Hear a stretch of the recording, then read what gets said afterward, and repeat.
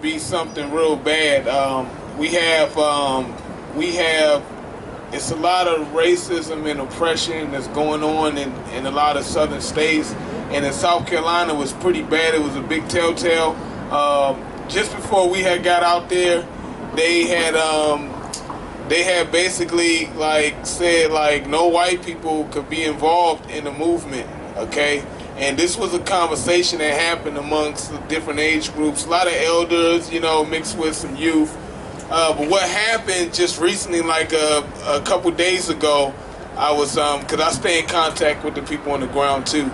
But what happened was instead of, ostracizing, white support, which is not a lot of cases, which is needed. We can't, I myself know for a fact that, each different groups have their strengths and their weaknesses, and we have to allow people to come in and support us on all different levels. And that's the same with me going into your areas and supporting you, and not just you always coming to support me. But what happened was they said, because this was a black struggle out there, they said that none of the white people could hold a position, and I thought that, at first glance, if you were to hear it coming from, somebody that's trying to paint a bad picture of the movement, you would think that they're trying to show some animosity.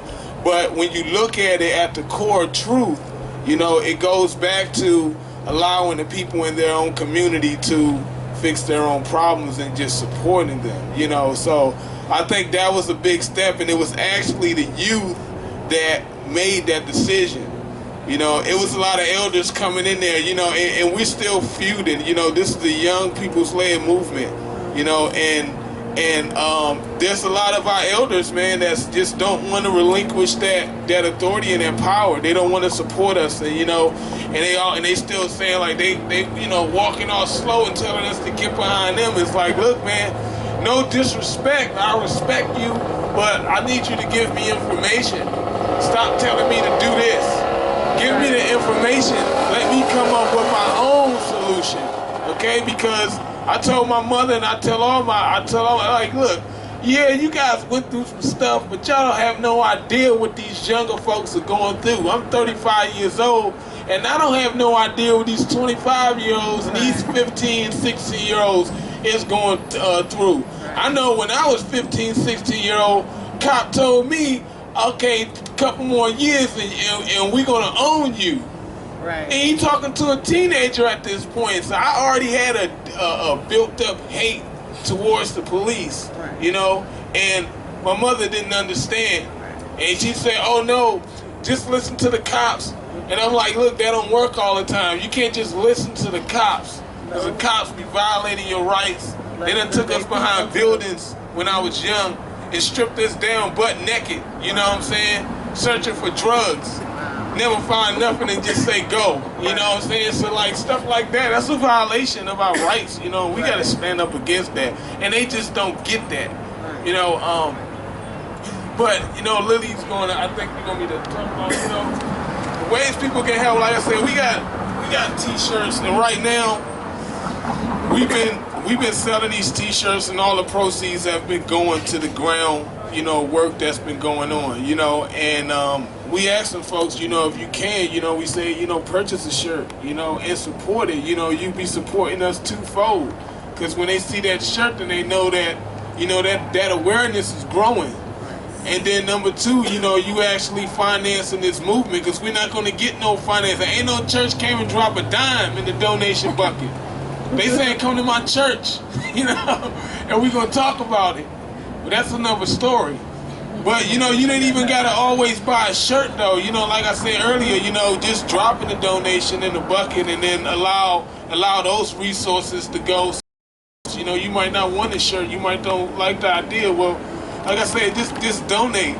We got two groups, and the whole mission is to empower other people. We going out right now, we're trying to raise money for South Carolina to get body cameras, so we just put up a post, and that money is going to South Carolina. It's not going to me, You know, I'm not no paid worker. This is all volunteer work, you know.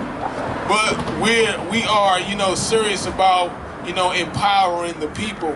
And like, you know, people that want to support that movement, we ask you guys, like, if you guys like what we're doing, check out our Facebook page, check out the, you know, WeCopWatch.org and see what type of work is actually going on.